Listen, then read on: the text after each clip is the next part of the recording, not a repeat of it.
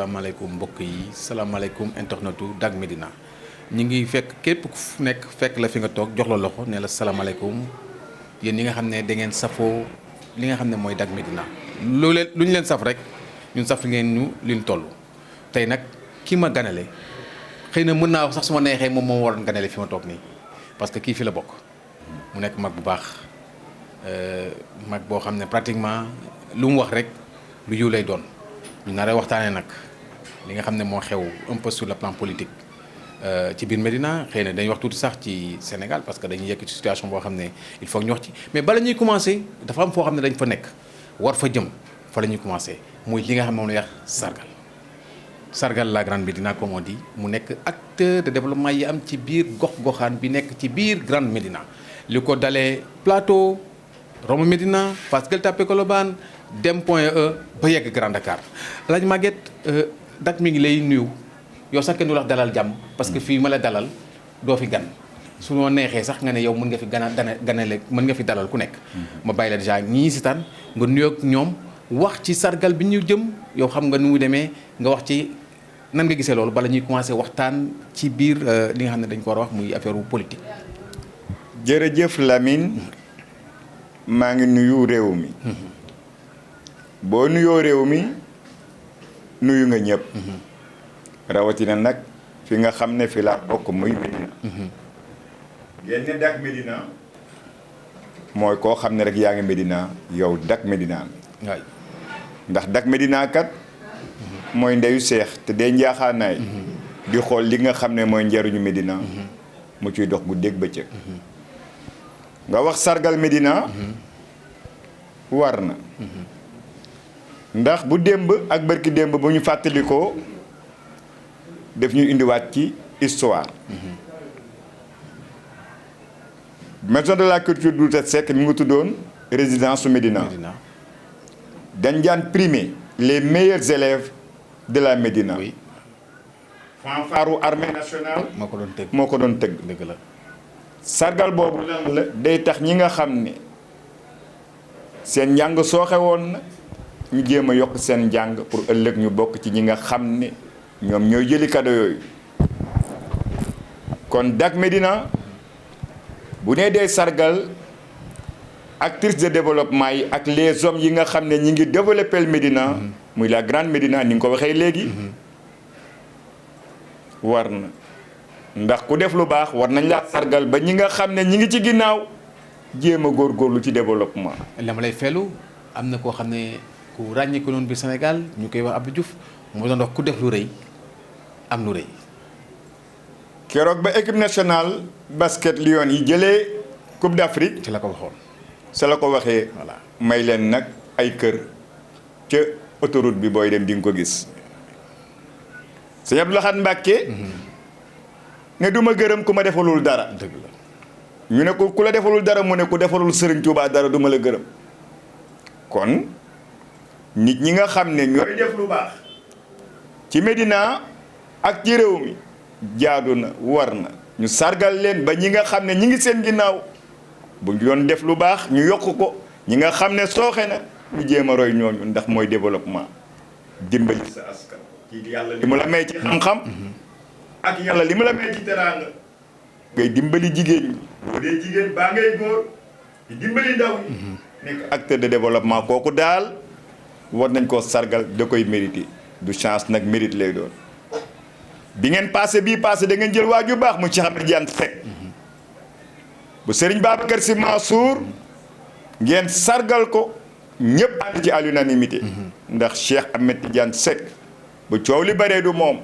wante bu njëriñ amee ci askan bi bokk na ci moo tax bi ngeen ko sargalee réew mi yëpp dañ ci ànd kenn du ko diingat ndax mi ngi ci jumaa yi mi ngi ci jàkka yi mi ngi ci sport bi mi ngi dimbali nit ñi te yàlla rek tax kooku nag royukaay la ci Médina fierté la kon Dak Médina li ngeen di waaj yaakaar naa ne bu ngeen ko yokkee ni ngeen ko waajee woon bu ngeen ko defee réew mi wan leen cee wuy si ndax ku ci wuy si sa bopp nga ko wuy si ndax Médina nga ko defal réew mi nga ko defal voilà jërëjëf gis ngeen entrée en matière bi nga xam ne moom la ñu wax internet bu ndaw la mais gis ngeen ni mu mel ku nekk ni mu toll rek lay waxee ni mu toll la waxee on le comprend Alaaji Maguette bu ñu weesoo foofu ñu dugg maintenant ci xam ne li ñuy wax ragal féete day xañe wërsëg wala dañ koy lépp ku la xam la ci CATB ku la xam la ci booru ki nga xam ne mooy Cheikh Ahmed Tidiane Ba CATB wax ñu fan yi dañ leen déggul trop wala bu fekkee ne yéen a ngi yëngu it c'est un peu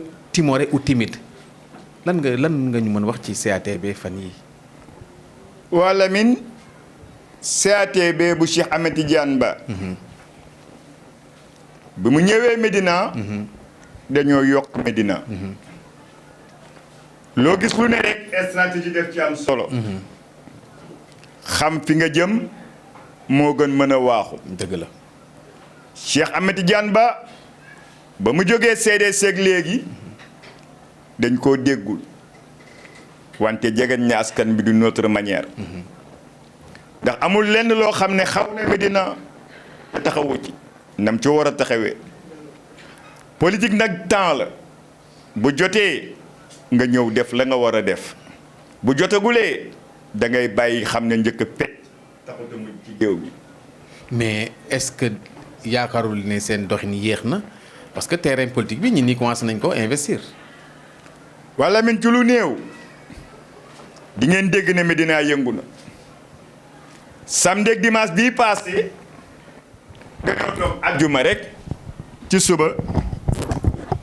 toog ajjuma rek ci suba Cheikh ba ne daa bëgg a woote parrainage waajuñu ko de wante ba mu ñëwee kër gu liw gi yaakaar naa ne ku ñëw xam nga ne Cheikh waajagul kon mi ngi ñëw moment yi ñu nekk nag moment politique la dama ne la ci fan yu néew ki daggoon avenue Blaise Diagne Cheikh Ahmed Tidiane Ba woo fa la première dame Adja Marième Faye Sall woo fa les autorités boobaak léegi nag lu mel noonu amagu fi di ngeen ko gisaat ci lu fan yu néew ki jël réussite bi jël conférence religieuse woo 2000 femmes des hommes et des femmes dina ñëwaat bu Cheikh ñëwee ci làng gi dinañ xam ne ku ko mën la ku koy jéem bu coow li baree du moom masta yàkkamti ndax 4 mois des ci élection yi xaw ma 5 mois wante Cheikh bu ñëwee PMD di Amadou Ba dina xam ne Cheikh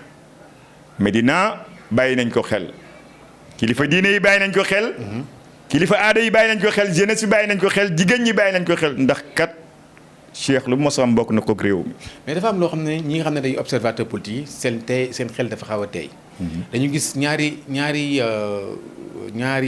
nit yu am dayoo yu nekk biir APR wala ci mouvement présidentiel pour être beaucoup plus précis mooy ki nga xam ne mooy Diouf Sarr ñëw na Médina seet ci nga xam ne mooy Bamba Fall ñu gis ne PM bi ñëw na Médina yam ci fi nga xam ne mooy Bamba Fall gisuñu fa ki nga xam ne mooy Cheikh Ba te ñoom seet si wuñ Cheikh Ba est-ce que loolu taxu wanewul ne vous êtes en train de perdre du terrain.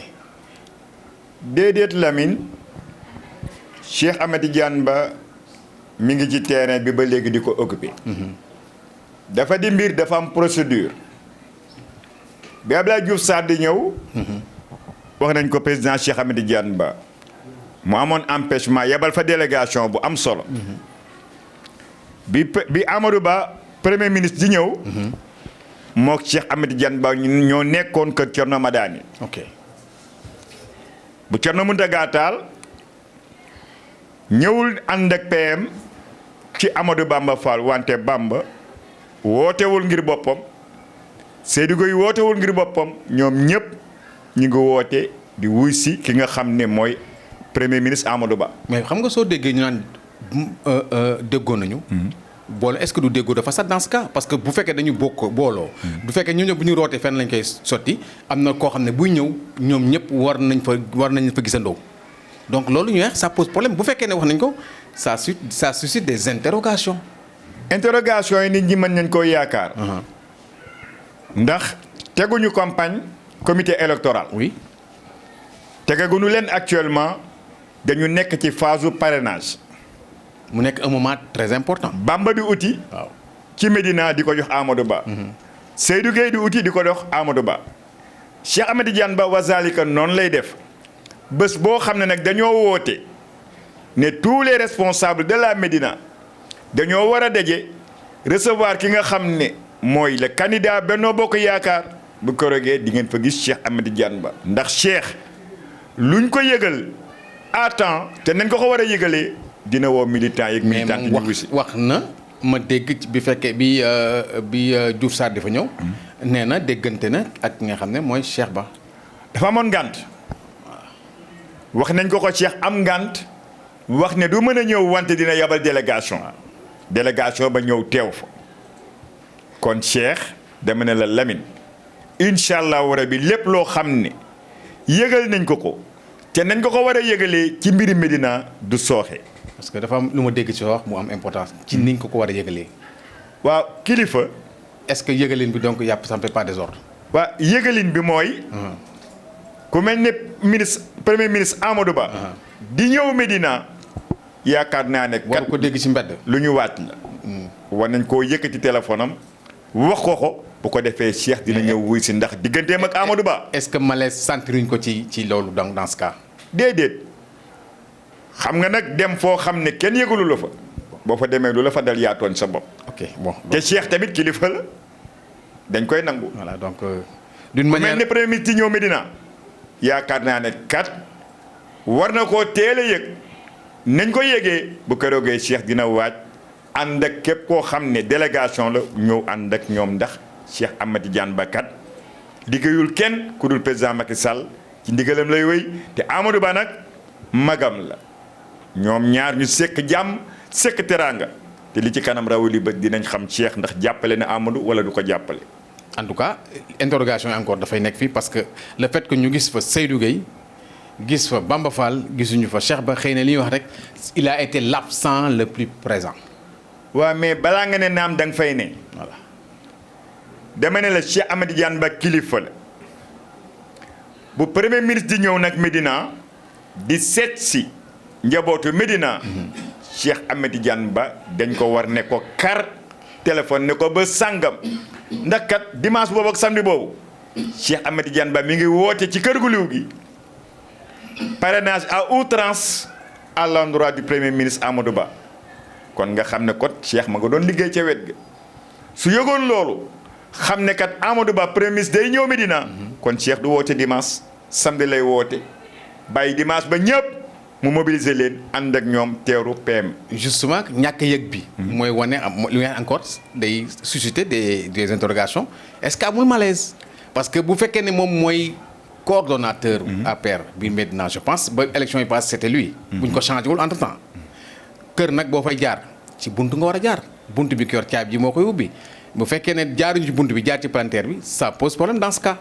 moo tax ma ne la Lamine. comité électoral tegaguñ ko. oui. la amoon élection locale am législative weesu nañ ko. dañu jëm présidentielle. mu nekk beneen donnée bu bees. ok donne bu bees bi ñu ñëw nag lépp loo xam ne président Cheikh Amady Diane Ba wax na ko. baa ñu war ko koo wax. dama ne bu ko yëgee ca yëgale nu kilifa. incha allah rabi dina répondre à l'appel. ok d'accord kon suy am malaise daal.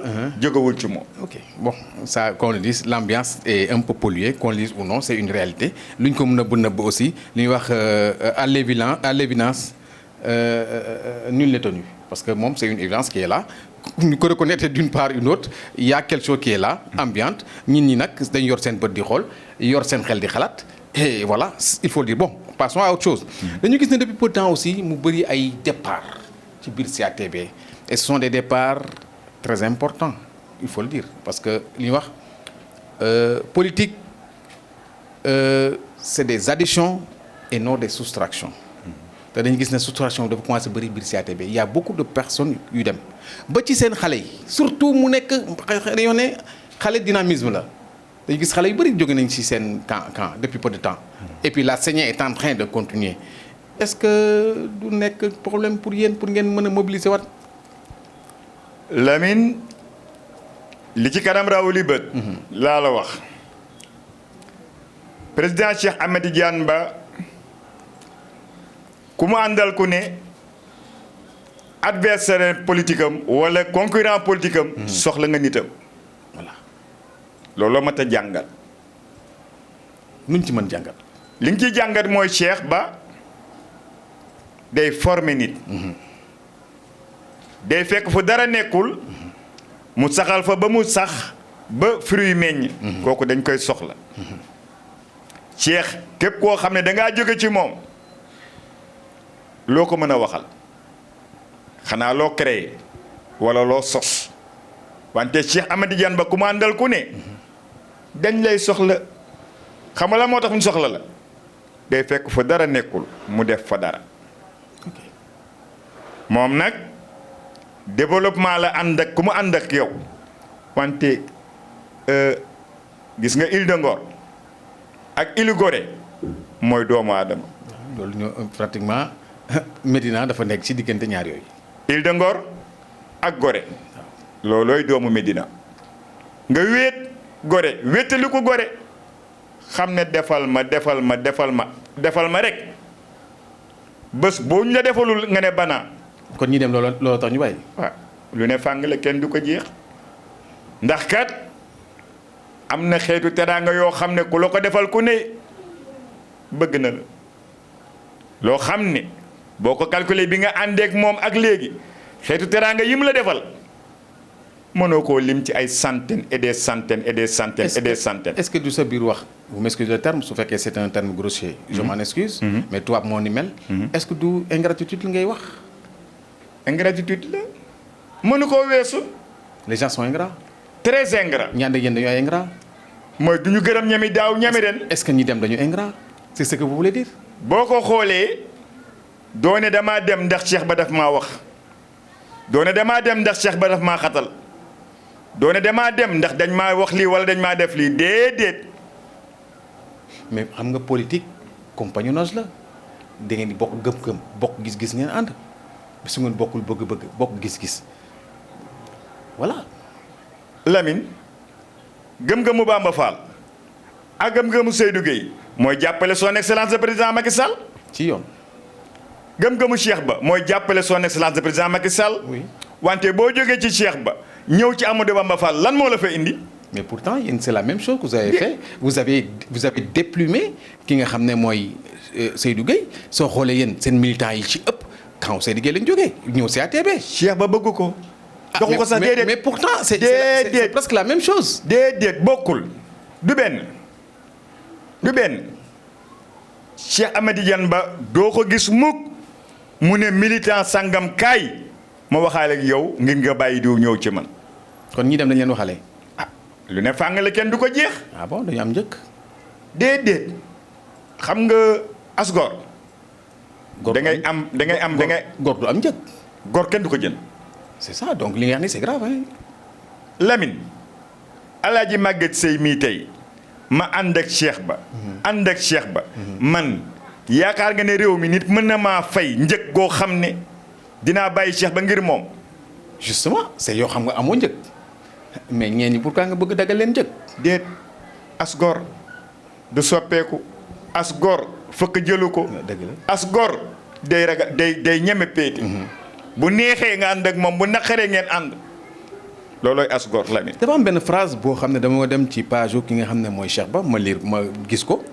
ma lire ko xëy na yow nga wax ma. mu ne les personnes qui restent à vos côtés. pendant les mauvais moments méritent d'être à vos côtés pendant les bons moments. yow la nga déggee ci wax jooju. gis nga Lamine on reconnaît ses meilleurs amis quand on mène un combat difficile. ok Lamine. donc wax boobu am na ñu mu adressé wu. on reconnaît ses meilleurs amis quand on mène un combat difficile. il est dans une posture difficile donc. non Cheikh n'est pas dans une posture difficile. oui. xam nga ci lu mu nekk. élection législative dafa passé ak local. kenn déggul Cheikh. ok mu jaaxal ñi ni trop. kenn gisu ko mu jaaxal leen. ñun sax dañoo wax ne dafa bàyyi politique. ku nekk naan baana ku nekk naan nangam ku nekk di dem ci militant naan leen kaay leen. Cheikh bàyyi na politique. mu ne tekk. wante fi mu nekk nii dama ne ci fan yu néew. di ngeen gis benn Cheikh Ba néew la ko. mais justement dama dégg muy wax moom dafa mel ni sax terrain bi daf ko commencé bàyyi parce que maa ngi dégg muy wax hors zone donc mi ngi préparé wu pour déployer ailleurs maintenant xëy na naam am na fi lu mu fi amoon mais am na saigné am perte ça il faut pas que ñu occulte que c'est une réalité. Lamine et ce sont des pertes pas des moindres. Lamine du perte. occupation. mais saigné la. non stratégie rek la Lamine. ok. du perte du saigné stratégie la. gars yi dañu tuxu rek quoi. gis nga hors zone.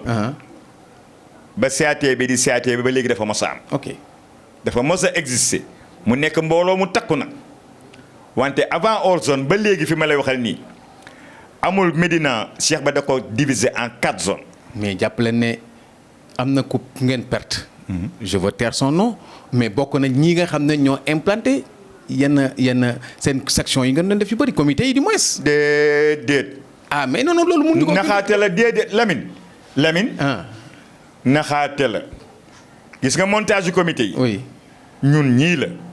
ok mais am na ñu ci bokkoon ñu ci bokkoon. ñun ñi dama ne ñun ñii la xoolal.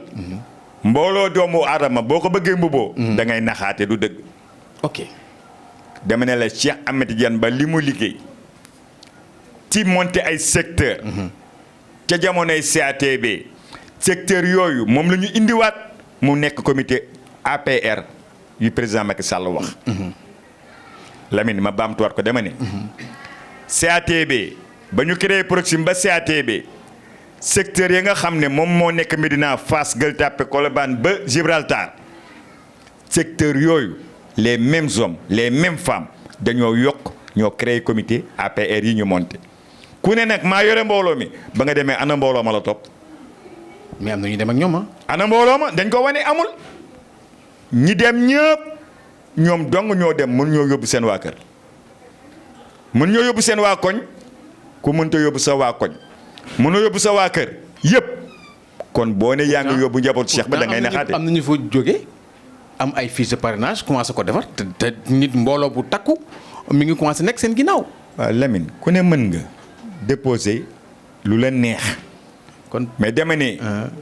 xam nga la am solo fa nga dem ne yow da nga faa jóge dem naa ca bërëb sàngam kii laa nekkal léegi da ngay mobiliser dox ci mbedd mi baa nga mobiliser sa koñ tànt ko waa koñ ba ñëw teeru beneen waa koñ waxuma transfert de personne waxuma ko de. kon yow si da nga naan man Alaaji Maguette Seye maa nga ngaraaf damay teeru ci Cheikh Ba bu kenn ñëw indil ma nit loolooy mbooloo.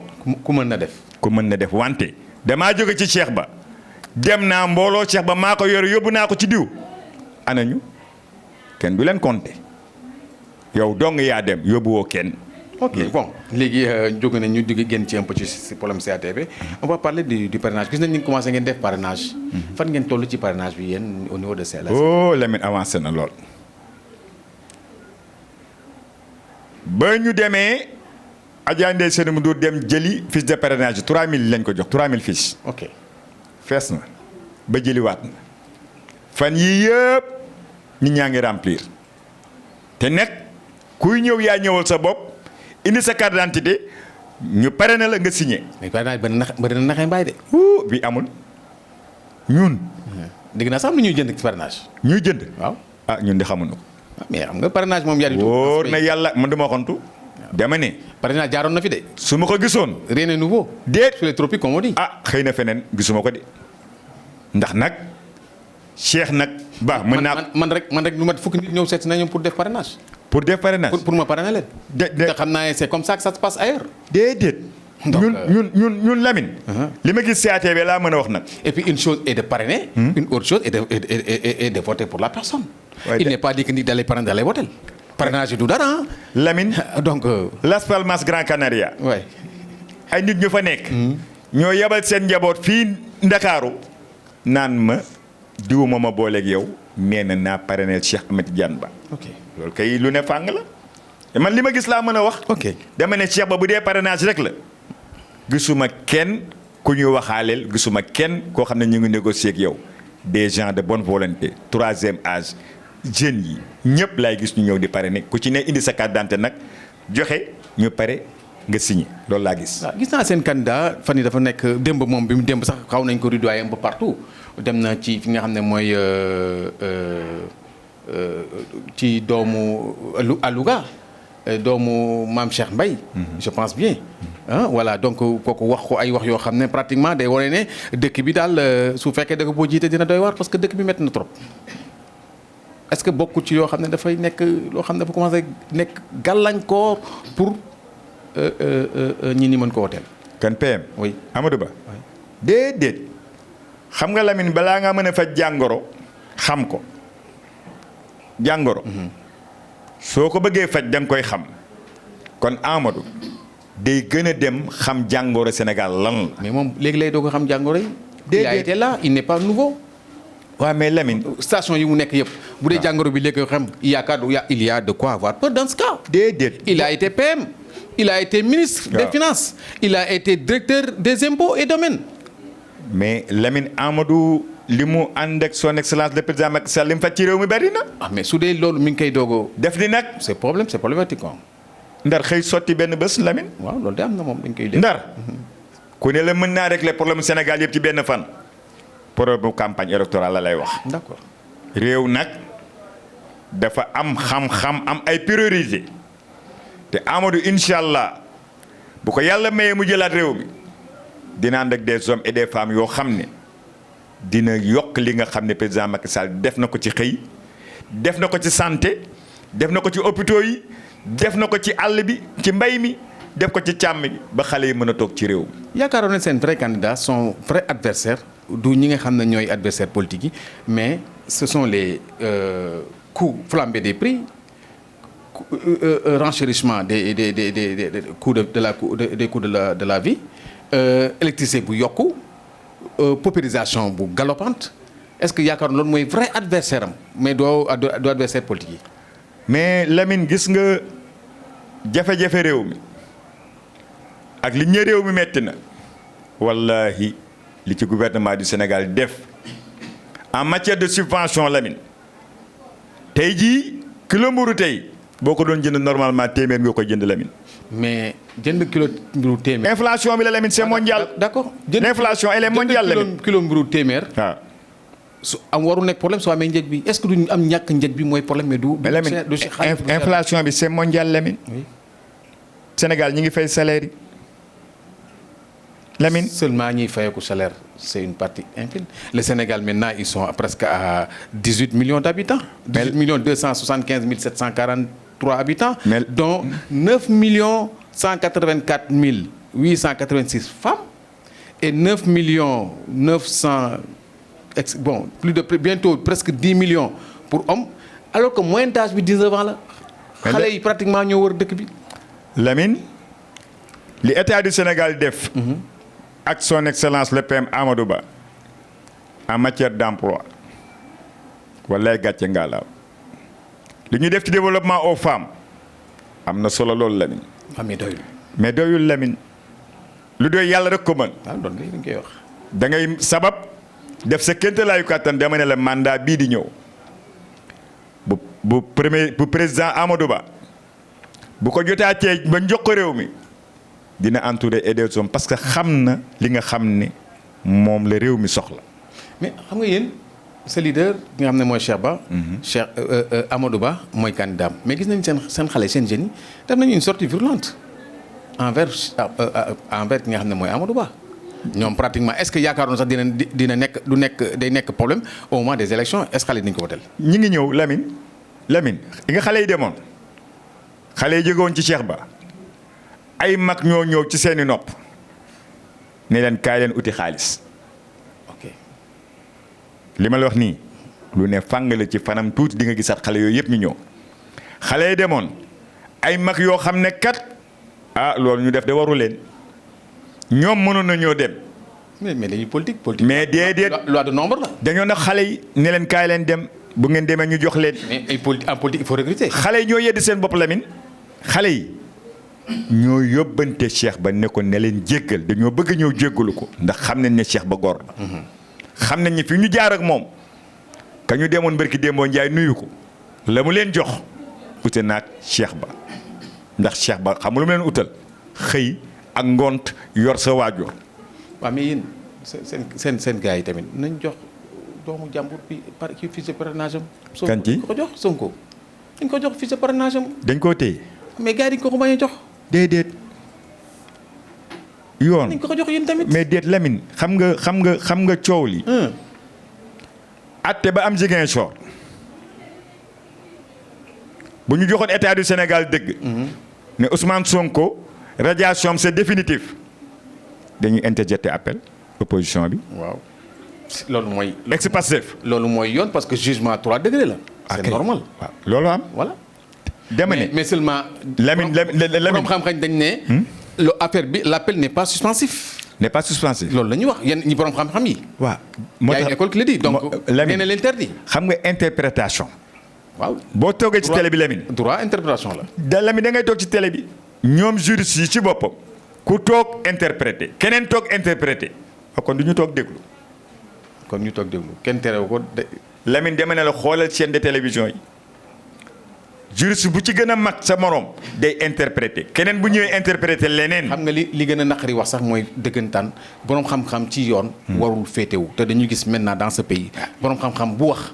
ñu xam ne am na fu mu féete. te loolu borom xam-xam un intellectuel n'a pas de position. moo tax nag loolu aussi c'est un problème boo xam ne c'est un problème très crucial dans ce pays. ça c'est à dénoter. ku nekk yaa ngi raatu jëmal sa kanam. voilà donc léegi dañuy xaar ndeyu mbilli gi. léegi ñi nga xam ne xamuñu dara xamuñu li xew. day nekk problème léegi nag ku nekk yaa ngi jox sa nopp ki nga xam ne bëgg nga dégg mu wax lu mu la loolu ku interprété loo xam ne yow ànd neex na la. wala ànd nga ci nga ne kii moo am dëgg. c'est un problème muy ñaari camp yëpp camp wu état bi c'est la même chose. moo tax camp wu opposition c'est la même chose. Lamine deme na la. c'est la population bu ñu joxoon état du Sénégal dëgg Ziguinchor. ca jugement ba. waa ex-Pastef interjeté appel. Cour suprême. mu seen droit. muy seen droit. waaw waaye léegi nag jox nañu droit Pastef. état du Sénégal interjeté na appel lan moo ci war xaar.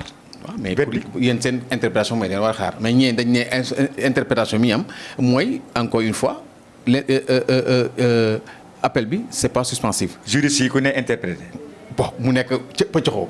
kon dañuy xaar. c'est un problème bon de façon. dañuy xaar rek loolu c'est un problème qui est là que vraiment ñu nu comprendre parce que ñaari école la. ku nekk ngi wax ñin ñi nag xamuñu lu xew. mais gis nañ ne aussi yéen seen candidat bi mi ngi def campagne électorale ba pare ngeen xañ ñeneen ñu def campagne électorale démb rek ñi ngi arrêté ki nga xam ne mooy Khalifa Sall booru je pense booru. Fatick je peux boor côté Fatick.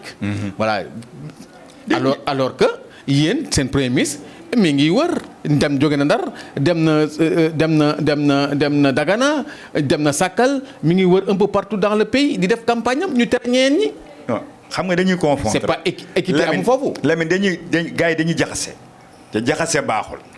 mais nag jaxase c'est comment. état du Sénégal taxawagul. l'état fonctionne Lamine. mais ba le 25. mais waa ji casquette candidat bi la yóbbaal de. Lamine déggoo deme parce que ñi mu dul seeti lay seeti fi mu toll nii. déggoo Lamine deme ne la. loo mën a wax Amadou Ba. waaw mooy premier ministre du Sénégal mi ngi en pleine campagne électorale.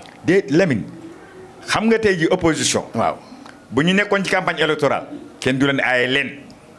waaw ku nekk li la yàlla jógaleel da nga koy nangu Lamine. mais yéen ñaari mbaxane ngeen yor. déedéet bu leen neexee ngeen sol mbaxane bi yegg fii bu ngeen yooyu su mi jël mbax bi teg ko. son excellence parce que dem ci kër jàmbit kër yi di leen seeni loolu moom c'est campagne déguisée la. déedéet ah mais si. Lamine. et vous voulez pas que les autres le font. du kam dama ne la casquette premier ministre mooy Amadou Ba il est en fonction fu mu dem. également il est candidat. waaw il est candidat dama ne fu mu dem. donc ñaari mbaxane la yor. déedéet fu ko neex rek non fu ko neex rek fu mu gis rek. Amadou nag bés bu ñaareelu mbaxane bi commencé. di nga xam ne ñaareelu mbaxane bi commencé na bés bu campagne di nga gis leneen lu dul lii di nga gis mbooloo moo xam ne. ëpp na doy mais Amadou campagneul Amadou Ba dafa nekk en fonction fi mu nekk nii. xam nga opposition bi lan la ñu war a def la administration dafa am da ngay def sa campagne da ngay def sa proximité demal ca dëkk ba nga xool autorité ya nga xam ne ñoo fa nekk muy les gouverneurs les préfets nga demander autorisation. ça aussi c'est ñu jox la ko Lamine. ça aussi c'est vrai. kuy dem nag ba bëgg a yor réew ëllëg. da nga war a xam yoon ba ngay jaar. mais boo ne bëgg naa diriger réew te xamoo yoon ba ngay jaar administrativement. kon ku lay dénk réew mi. effectivement c'est un problème parce que ñu fàttali ne quand même loi bi dafa tere yenn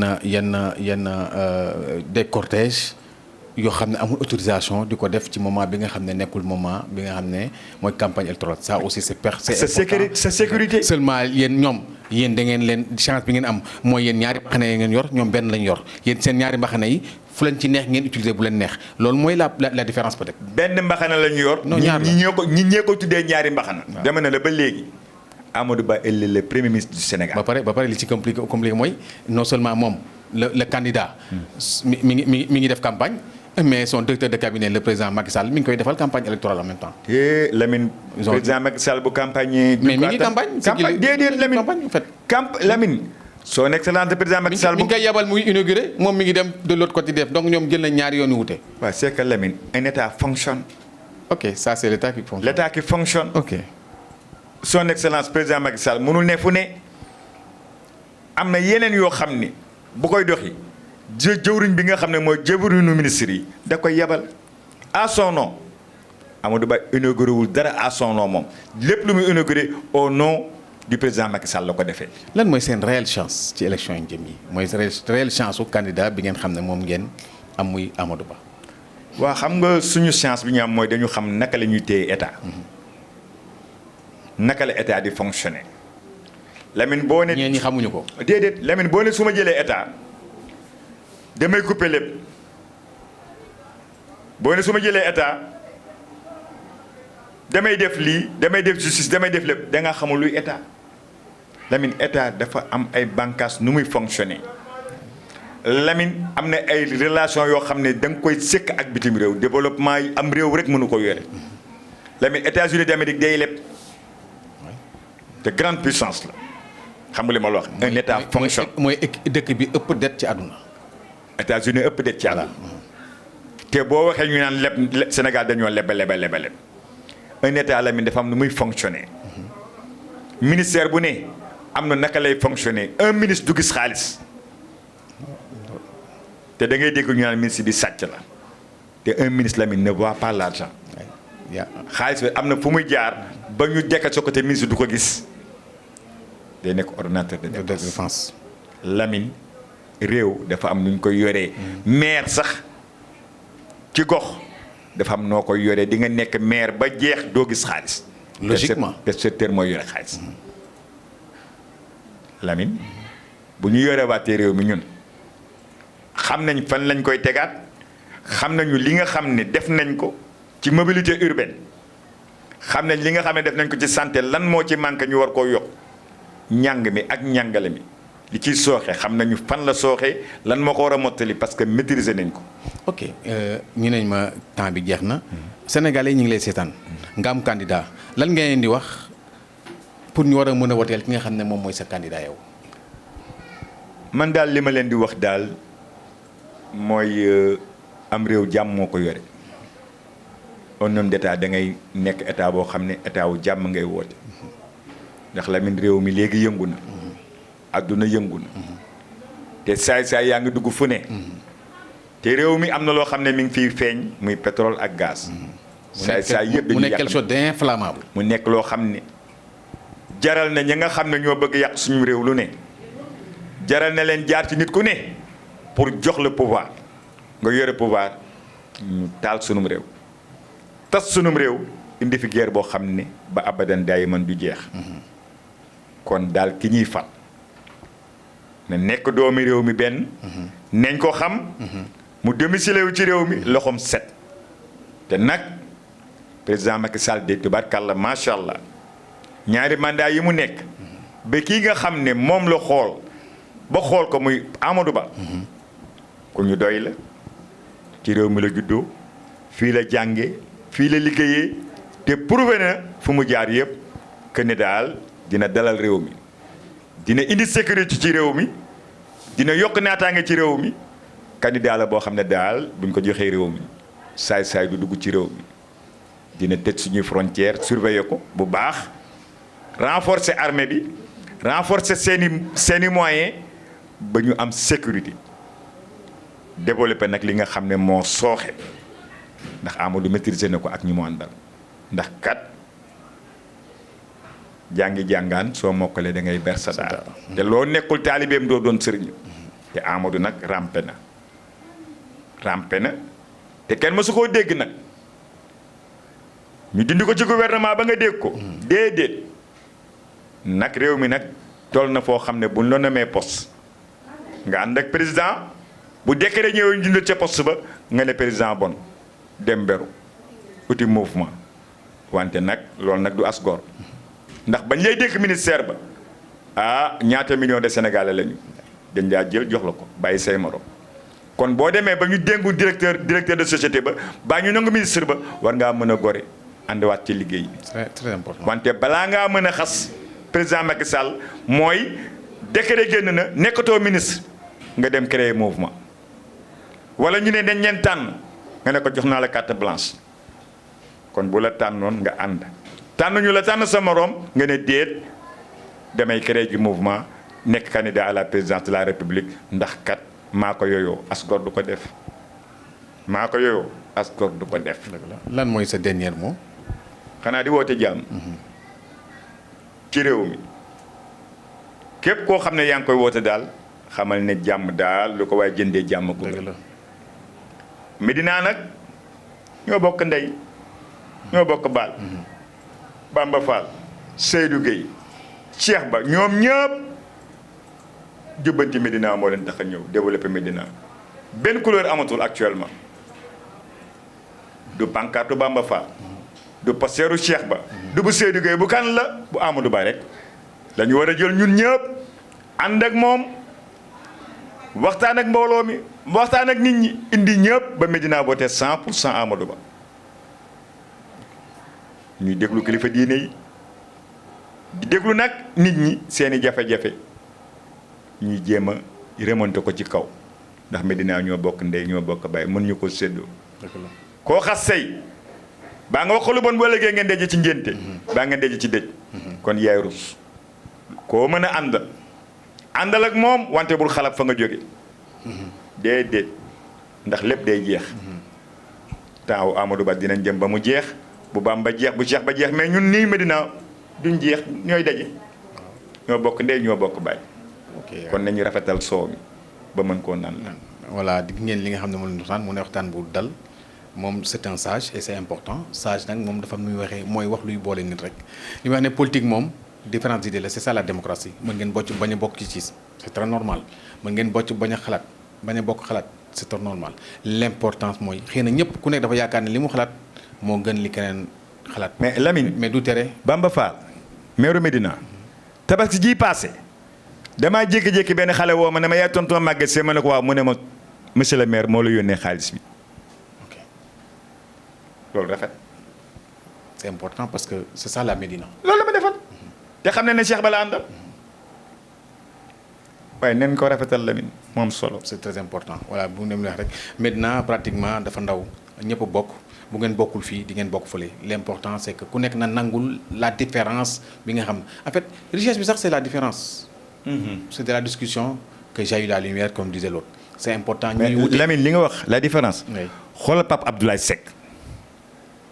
l'homme de l'ombre koo xam ne mi ngi ci aajooy doomu aadama yi Pape Abdoulaye Seck avant muy nekk ministre du gouvernement amul ku mu teralul ci réew mi amul ku mu yóbbuwul màkk amul ku mu fajul sa aajo ba mu nekkulee ministre ba léegi nekkatul ambassadeur tey la gën a mën a def lu baax tey loolooy Médina la. bon comme on dit c'est ça la Médina ñu leen jox encore une fois du ma terminer fin wax leen bu leen fàtte ñu ngi jëm ci date bu am importance muy sargal la grande Médina di le 15 décembre incha allah ñu war fa nag teral sargal joxe exemple ñi nga xam ne mooy doomu grande Médina yi nga xam ne dañ leen war a mettre te sal pour que xale yi jël leen exemple mag yi ñu bokkal jamono jël leen exemple parce que nit ki kat boo koy sargal dañ koy sargal di son vivant. c'est très important te dak loolu la fa ci ne def ngeen jox rendez-vous suba ak benn invité wasalaam.